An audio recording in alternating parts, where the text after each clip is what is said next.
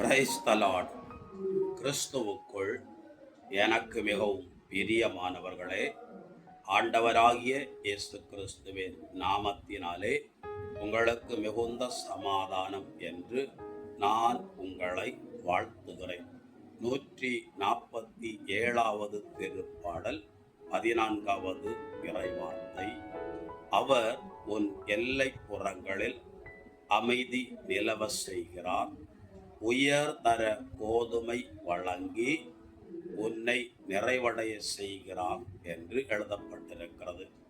ஆண்டவராகிய தேவனே அமைதியை அருளுகிறவர், அதாவது சமாதானத்தை தருகிறவர். அவரே நம்மை ஆஸ்வதித்து நாம் செழிப்பாய் இருக்கும்படி நம்மை நடத்துகிற தெய்வம்.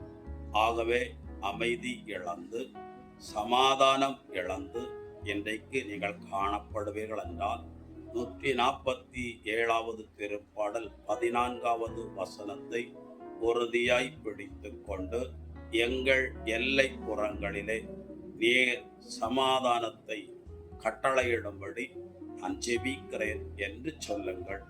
122வது திருப்பாடல் 7ஆம் வசனத்துல ஆண்டவர் உன் கோட்டைகளுக்குள்ளே அமைதி நிலவுவதாக, உன் இல்லத்திற்குள்ளே சுகம் உண்டாவதாக என்று எழுதியிருக்கிறார். ஆண்டவராகிய தேவன் சீசர்களை அனுப்பும் போது கூட எந்த வீட்டுக்கு போனாலும் அந்த வீட்டுக்கு சமாதானம் என்று வாழ்த்துங்கள் என்றுதான் அவர்களுக்கு அறிவுரை கூறி அதிகாரம் கொடுத்து அனுப்பினார்.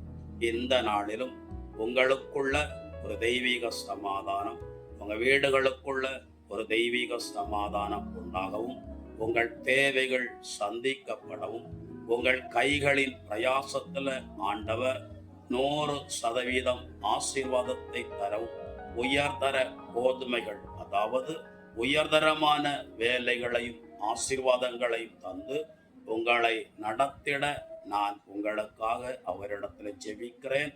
God bless you. சமாதானம்.